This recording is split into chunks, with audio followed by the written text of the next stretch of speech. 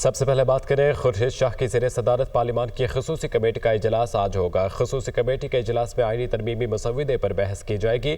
گزشتہ روز حکومتی جماعتوں نے اپنا آئینی مسودہ اجلاس میں پیش کیا تھا۔ آپ کو بتائیں کہ خورشید شاہ کی زیر صدارت اجلاس خصوصی کمیٹی کا اجلاس آج ہوگا۔ خصوصی کمیٹی کے اجلاس میں آئینی ترمیمی مسودے پر بحث کی جائے گی۔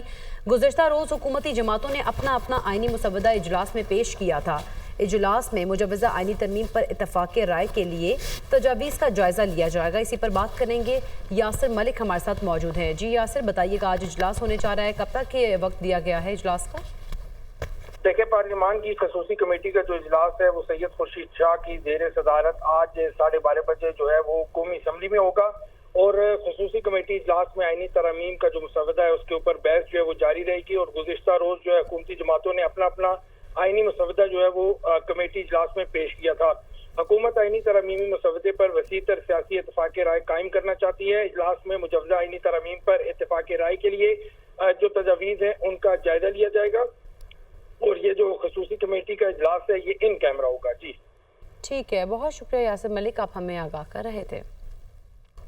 سربراہ جے یو آئی مولانا فضل الرحمان کا کہنا ہے کہ حکومت کی طرف سے پہلی بار مسودے کی کاپیاں تقسیم کی گئی ہیں، اور اس کے ساتھ ساتھ ہم حکومتی مسودے پر غور کا آغاز کر رہے ہیں۔ ہماری کوشش ہے کہ 19ویں ترمیم ختم کر کے 18ویں ترمیم کو بحال کیا جائے۔ کوشش ہے کہ پہلے پیپلز پارٹی اور جے یو آئی اتفاق رائے کرے، پھر ہم پی ٹی آئی سے اتفاق رائے پیدا کریں۔ امید ہے کہ حکومت ہماری تجاویز پر راضی ہو جائے گی۔ وہ اسلام آباد میں پریس کانفرنس کر رہے تھے۔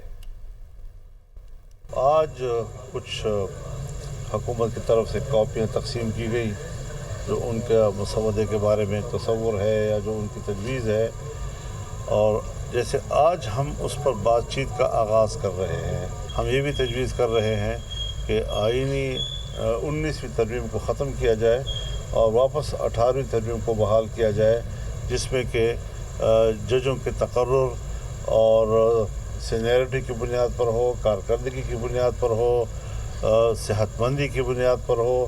تو جہاں کمیشن کا ایک کردار ہوگا، عدلیہ کے کمیشن کا، وہاں پارلیمان کا بھی ایک کردار اس پہ آ جائے گا۔ اب حکومت کو اندازہ لگ جانا چاہیے کہ ہمارے موقف کو عوام میں پذیرائی ملی ہے۔ میں سمجھتا ہوں کہ جب پارلیمنٹ عوام کی نمائندہ ہے تو عوام کے مزاج کو، عوام کے نبض کو انہوں نے پڑھ لیا ہوگا، سمجھ لیا ہوگا، اور ہمیں عوام کی خواہشات کو نظر انداز نہیں کرنا چاہیے، نہ ہم اس کے متحمل ہیں۔ پاکستان آئندہ ہفتے ایس سی او کے council of heads of government کے اجلاس کی میزبانی کرے گا۔ شنگھائی تعاون تنظیم کے اجلاس کی میزبانی پاکستان سے ملکی معیشت کو سہارا ملے گا۔ علاقائی رابطے مزید مستحکم بھی ہوں گے۔ آئیے دیکھتے ہیں اسلام آباد سے ذیشان یوسف زئی کی رپورٹ میں۔ پاکستان کے لیے ایس سی او رکن ممالک کی council of heads of government کے 23ویں اجلاس کی میزبانی کا اعزاز۔ شنگھائی تعاون تنظیم کی دوسری بڑی فیصلہ ساز باڈی کا اجلاس 15 اور 16 اکتوبر کو اسلام آباد میں ہوگا۔ معیشت، تجارت، ماحولیات، سماجی و ثقافتی روابط کے شعبوں میں تعاون پر تبادلہ خیال، تنظیم کی کارکردگی کا بھی جائزہ لیا جائے گا۔ ترجمان دفتر خارجہ کے مطابق ایس سی او کے تمام ممبر ممالک کی جانب سے اجلاس میں شرکت کی تصدیق کر دی گئی ہے۔ ایس سی او اراکین کے علاوہ ریاست منگولیا بحیثیت آبزرور اور ترکمانستان خصوصی مہمان کی حیثیت سے اجلاس میں شریک ہوں گے، اور یہ 9 سال میں پہلا موقع ہوگا جب بھارت کا کوئی حکومتی عہدیدار پاکستان کا دورہ کرے گا۔ بھارت کے وزیر خارجہ جے شنکر اس اجلاس میں شریک ہوں گے۔ چین، روس کے وزراء اعظم اور ایرانی صدر بھی شرکت کریں گے۔ روس، چین اور ایران کے لیڈران ایک ہی دن پاکستان پہنچیں گے۔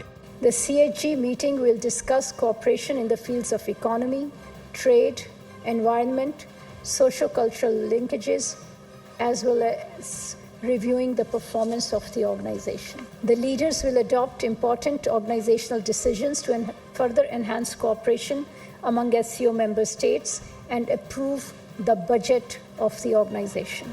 S C O council of heads of government کے موجودہ چیئر کی حیثیت سے وزیر اعظم محمد شہباز شریف اجلاس کی صدارت اور افتتاحی خطاب کریں گے، جس کے بعد منظور شدہ فیصلوں کی دستاویز پر دستخط کیے جائیں گے۔ اجلاس کے اختتام پر مشترکہ اعلامیہ جاری کیا جائے گا۔ اجلاس میں اقتصادی تعاون کے حوالے سے بھی تجاویز پیش کی جائیں گی۔ جو مڈل پاورز کا ایک کانسیپٹ آیا ہے، درمیانی طاقتیں، ان کے ساتھ ریلیشنز کا، تعلقات کا ایک بہت اہم پہلو یہ ہے کہ جی ان کو انگیج کیا جائے، ان کے ساتھ ڈائلاگ کیا جائے، ان کے ساتھ روابط بڑھائے جائیں۔ تو اس سلسلے میں یہ جو ایک اسپیسیفک اجلاس ہمارے پاس آ رہا ہے ایس سی او کے پلیٹ فارم سے، تو یہ میرے خیال سے پاکستان کے لیے ایک انتہائی اہم اپرچونٹی ہے جس کو پاکستان کو بہت اچھے طریقے سے اویل کرنا چاہیے۔ دوسری جانب اجلاس کے سائیڈ لائنز پر عالمی رہنماؤں کے مابین اہم ملاقاتوں کا سلسلہ بھی جاری رہے گا۔ Council of heads of government کا اجلاس ہر سال ہوتا ہے جو کہ روسی زبان کے حروف تہجی کے حساب سے گردش کرتا ہے۔ یہ اجلاس گزشتہ سال 26 اکتوبر کو بشکیک کرغزستان میں ہوا تھا۔ امسال یہ پاکستان میں ہونے جا رہا ہے، جبکہ اگلے سال یہ روس میں منعقد ہوگا۔ پاکستان 2017 میں شنگھائی تعاون تنظیم کا باضابطہ رکن بنا۔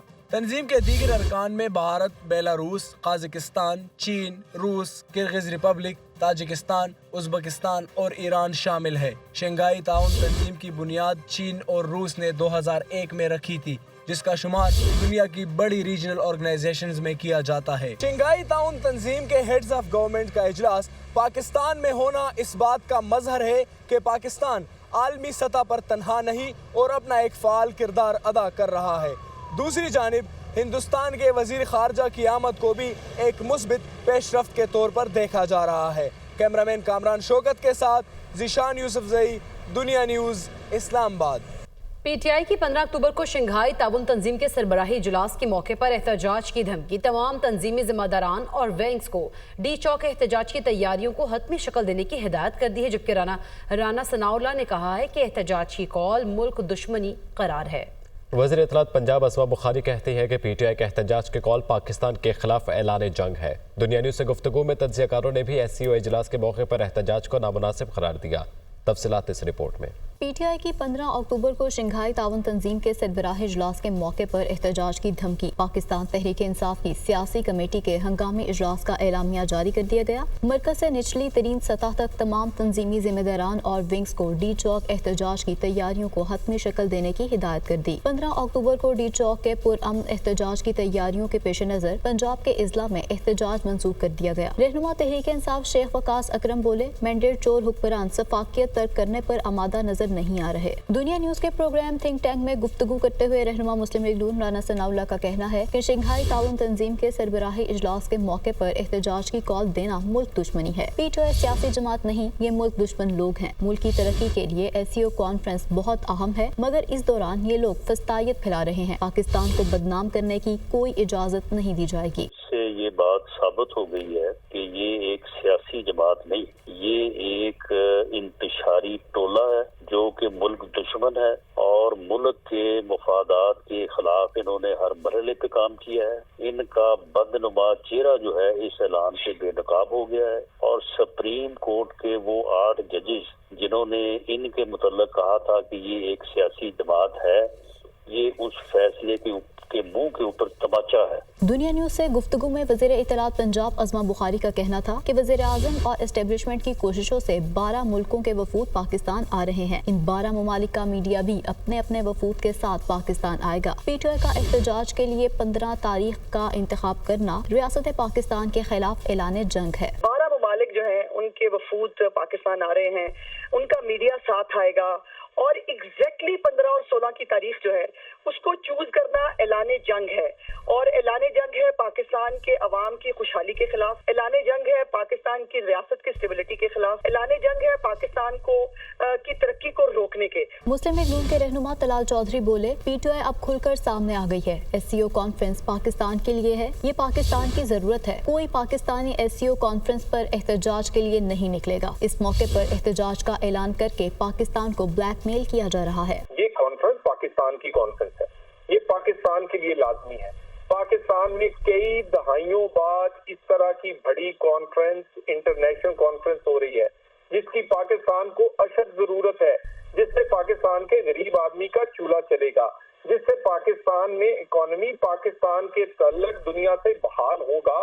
اور اس موقع پر جب یہ پاکستان کے لیے لائف لائن ہے، اس موقع پر یہ سارا کچھ ہونا یہ تو بڑا کلیئرلی ریاست کو بلیک میل کرنے والی بات ہے۔ دنیا نیوز کے پروگرام تھنک ٹینک میں گفتگو کے دوران تجزیہ کاروں کا کہنا تھا کہ ایسے موقع پر تحریک انصاف کو احتجاج کرنے کی ضرورت نہیں، یہ موقع مناسب نہیں اور یہ ان کے اپنے مفاد میں بھی نہیں جاتا۔ یقین نہیں آتا ملک کی اتنی بڑی سیاسی جماعت ایسا فیصلہ کر سکتی ہے۔ میں سمجھتا ہوں کہ ضرورت نہیں ہے تحریک انصاف کو، انتظار کر سکتی ہے۔ اگر تڑپ رہے ہیں کہ کبھی تحریک کو جاری رکھنا چاہیے تو یہ موقع، محل، جگہ مناسب نہیں ہے ان کے لیے، اور یہ ان کے اپنے مفاد میں نہیں جاتا۔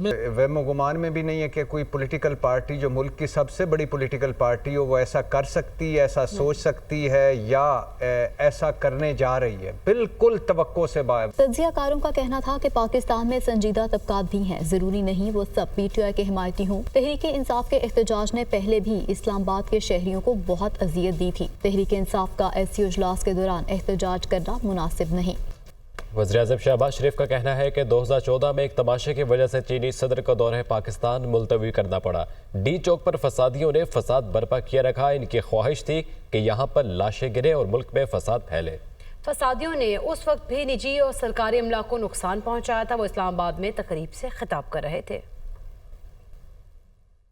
2013-14 کا واقعہ ہے۔ چین کے صدر جناب شی جن پنگ جو پاکستان کے بہترین دوستوں میں شامل ہوتے ہیں، ان کا دورہ مجبوراً ملتوی کرنا پڑا کیونکہ فسادی ڈی چوک سے ہٹنے کو تیار نہیں تھے، اور وہ ان کی ایک بدترین خواہش تھی کہ اس فساد کے نتیجے میں خدا نخواستہ لاشیں گریں۔ ابھی حالیہ دنوں میں پھر آپ نے کارکردگی کا ثبوت دیا، جو پٹرول بم پھینکنا اور گارم گلوچ اور سر پھاڑنا جو جنونی جتھے کا ایک وتیرہ بن چکا ہے، آپ نے پھر 4 اور 5 اکتوبر کو